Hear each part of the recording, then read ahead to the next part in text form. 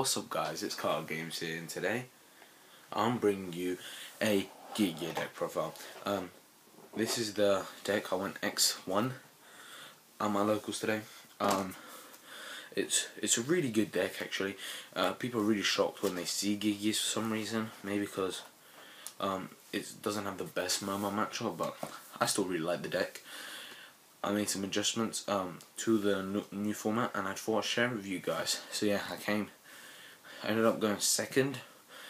I lost in the final round to a Murmur player, but not a Murmur, but that's fine. I mean, I did face 3 Murmurs, and no, I played 4 Murmurs and I lost 2 and won 2. So yeah, but I pretty much won every other matchup. So yeah. I'm going to get straight right into a deck profile. First we're playing 3 of the Geargia Armors. Geargia Armor is still one of the best cards. People are so shocked, like, they always think I'm playing Murmurs when I set this first turn. So they'll typically, I don't know, just do some crazy plays and not try and get past it because they think it's a Linde, and I'm like, okay. And then I just flip it and then go crazy exceeds wise and just win in the second game. I mean, literally I played probably like 5 rounds in Swiss, and I won. I OTK'd my opponent at least once every game in the second turn. So yeah, and then we're playing 3 Accelerator. Accelerator is the main exceeds cards of the deck. You have to play it at 3. It's just too good not to play at 3. If I could play 4, I would play 4. And next off, we're playing 3 Arsenal. Arsenal's really good. You need to play 3 not just to get your Geargia plays on, but this is a pretty good card early game, mid game, late game. I mean, it's never bad to draw 1700 beat stake. It becomes and can boost up for the Geargia monsters you have on the field, and yeah, it's just a really good card.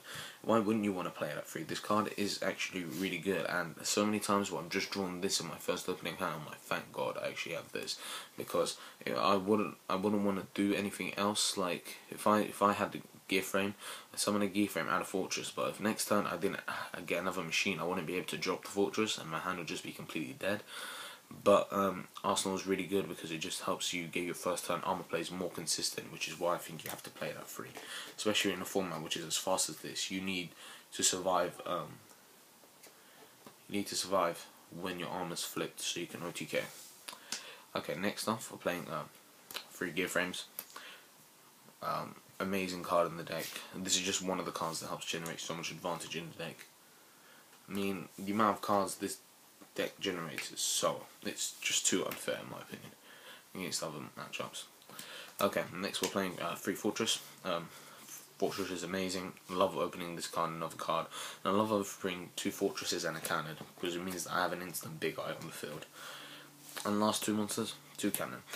2 cannon. I've gone up from 1 cannon to 2 cannon, from 1 cannon to 2 cannon, and really I've won so many games by having the second cannon that's unreal that I'm gonna just still keep playing the second cannon. So yeah, that's my reasoning. It's just too good. So that rounds up the monster lineup.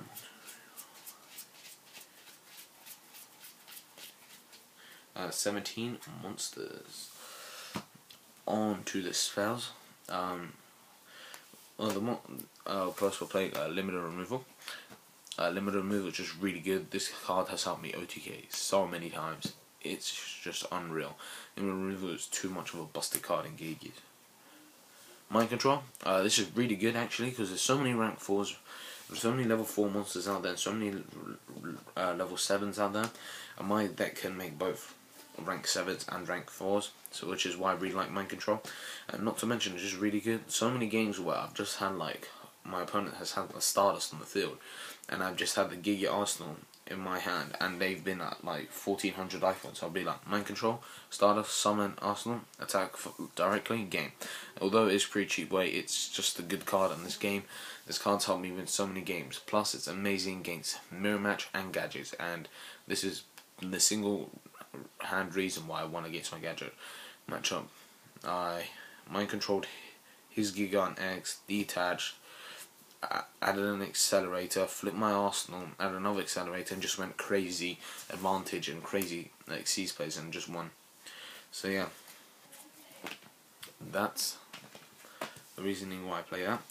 Next off, Pot of Avarice. Pot of Avarice is obviously a staple. So many times where I've top decked into this and just won late game. I mean, just amazing and really good. The most cards you really want to recycle are your 2 cannons and your 3 accelerators. That's what I found myself doing most of the time. Okay, next off, I'm playing 2 Duality. Duality is obviously really good for setting up your first turn plays, and really it's just for your first turn plays. I don't really like using it mid game, but late game and early game it's amazing, because you really, if you're going first, you really do want to have a Pot of Duality, because you're typically going to have an armor in your hand, because you are playing free. And even if you don't, I mean, always summoning Gear Frame, adding a Fortress to your hand, and then just stopping there and setting a couple of back rows, always just a really good first turn play. And plus it makes you thin your deck out earlier on in the game, so you draw better cards, which is what I really like about Pot of Duality, which is I opted to play in. Okay, next off, I played 2 Forbidden Lance. These were amazing throughout the whole tournament. So many times when my opponent had like a monster that could get over my armor. Let me think of an example. So many times when my opponent had like a Dolker, and he attacked the Geargia armor, and I was just like, lance it, and then wasting Dolker negation, or if I didn't want to waste, I just make my armor survive. Special summon an accelerator, he'd probably end up Dolker negating it. Special summon another accelerator, and then yeah, he probably wouldn't have any materials, and then I'd just go for some crazy seize plays and just help me win. So yeah, really good. Plus it's really good against Stardust Dragon. I mean, Stardust Dragon is quite a beefy card to get by if you don't have Fortress on the field, which is why Lance is really good for that. And plus just an amazing card overall in this format. Next off, I'm playing 3 MSTs. I bumped this up to 3, and I'm so glad I did. This was so amazing. This actually helped me win so many Mermaid matchups. Literally because all my Mermaid games went to game 3, and half the time I won, half the time I didn't win. Typically, I did win first game, and for some reason, I always won second game because I started in macro and stuff, and that just completely wrecked their deck. So yeah, but these 3 were really crucial against the deck against Mermails, which is why I thought you had to play it, and also really good against Fire Fist. Really, really good against Fire Fist. The amount of times when they top deck into a tanky and they think they're one, and I just chain MST, it was ridiculous. Okay, next we're playing Heavy, Reborn, and Dark Art. So that rounds up the spells. I think we got 11, probably 13 spells. 1, 2, 3, 4. Yeah, 13 spells. So 13 spells, 17 monsters, and 10 traps. 40 card deck I played. I just want to play the 40 card deck so I can draw into first turn on more likely. We're playing the Solemn Brigade, both Warning and Judgment. Judgment was alright, Warning was amazing. Every time I use this card, it typically saved me the game, like when my opponent went to a Stardust or something with Starlight Road. Yeah, Warning just helped so much. Okay, and then we're playing 2 Bottomless Trap Holes. Bottomless is just really good in this format, and pretty much a staple at 2, which is why you really have to play. It's so good against Fire Fist, so good against Dark World, Mermails, so pretty much every matchup it's good against. And amazing when so many times when my opponent like summoned Rescue Rabbit, Banish, got 2 Gmod Werewolf, and I just chained Bottomless and banished both their monsters. So, next off, I'm playing 2 Fiendish Shame. Probably one of the best trap cards in the format. This card is amazing. I just didn't want to make my card a 41 card deck to play 3 of them, so I just kept it at 2. Next off, I'm playing 1 Torrential. Reason I'm playing 1 Torrential is that I just didn't like Torrential my field when I had a Geargia armor, because the Geargia armor made me generate so much advantage, and Torrential would have naked on me. So that's why I didn't play more than 1 Torrential. But I mean, every time I dropped this card, it did win me the game. So I might go back to 2, because if I top decked this card into against a Mermail matchup, if I drew a run in the Mermail matchup which I was playing in the finals, I would have won. So yeah, that's kind of sucked because I didn't have any monsters in hand. And then last 3 cards, Call of the Haunted. This card is busted as the amount of times my opponent will just I'd attack. When I do the classic flip the armor, special summon the accelerator, and then overlay into Gigant X, and the detach full Gigant of X's effect to get a gear frame to my hand. Summon the gear frame, add a fortress, discard for fortress, special summon it, and then that I believe that makes my opponent have like 400 life points if I'm doing the maths right. Wait, 23 plus, so it's 41. No, 1300. Sorry, yeah, 13. It's something like that. And then yeah, you basically just need one more normal monster to win the game. And Call of the Haunted helped me so many times when I then have limited removal. Plus this card was amazing late game. The amount of times I top decked into this card, set it, and then you got Fortress back, and Fortress is such a hard card to get by late game. So yeah, that runs up the traps, and yeah, that's the main deck. Overall, I don't think I'm going to change anything in the main deck. It would just work fine, and I thought that the pure monster lineup with just machines worked amazing.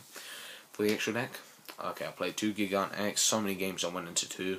There's even one game I could have gone to 3, but you don't need 3. I mean, trust me, you really don't need 3, and you'd rather have more useful stuff in the extra deck. Okay, next up to Maestroke. Maestroke helps has won me so many games that I just played at 2. It's just too good not to play at 2. Next off, Utopia. This card's actually won me a game. So yeah, Utopia is really good late game as well. Photon Pop. We don't have Black Supercorn, and Photon Pop Operative are really good against getting rid of Spear Reaper. Because that's the one thing. It's one thing that if I don't have an answer, I can't get by. Then we got Geargia Cowboy. This card's won me so many games, it's unreal. And here the amount of times just overlaid into it, and just that 800 life point damage just won me the game. Next off, Abyss Dweller. This card's pretty much crucial against your Mama matchup. Really good. I love mind controlling a Dragoons, summoning a monster, overlaying into Abyss Dweller, and then making it 2200. So yeah, I love doing that. Next off, Fairy King. Fairy King's really good. Really good when I've been testing against Evil Swarms, or I'm just playing with a bunch of my mates and they had Evil Swarms. This is a good card out to Ophion, and really good, and also a good card out to the Ouroboros, I think it's called, because this makes it 500 weaker, and it's 2750, so this card becomes 2300 and that monster becomes 2250. So yeah, Fairy King's really good against Evil Swarms. Next off, Gemini Pearl. This card's really good against Evil Swarms, and it's an Earth card, which is why I really like going into it. If I'm gonna just beat down my opponent when I have like a Gozer match, which I sided. Next off, Steel Swarm Roach. This card won me a game against Chaos Dragon, so it literally won me my 3rd game against them. So that was next off. I'm playing a Shockmaster. This card won me so many games, and it won me 2 games, sorry, because I made it twice. Murmurs, I called monster effects, and then he actually top decked into a Dark Hole, destroy it, and I just lanced it and won the game. He just scooped. So yeah, really good. Next 2 monsters, Big Eye. Dragoon. Mind control was really good when I mind controlled an Aegis against a wind up player, and then just overlaid into Dragoon. So yeah, it was my 1 card out to Aegis, and I really liked it for that fact. And also Big Eye's just really good card. The amount of times I stole some of my opponent's monsters like Stardust was ridiculous, and this was the one reason why I wanted to beat the Valkyrie player. I went to Big Eye, got his Stardust, and just went, and he couldn't get past his own Stardust. Last card, playing Chimera Tech because I decided Cyber Dragons. So yeah, that runs up the deck profile for you guys. If you guys like this video, please remember to comment, rate, subscribe for more Yu-Gi-Oh videos, and tell me what you think you would have done to make this deck profile better. Cheers guys for watching. Adios.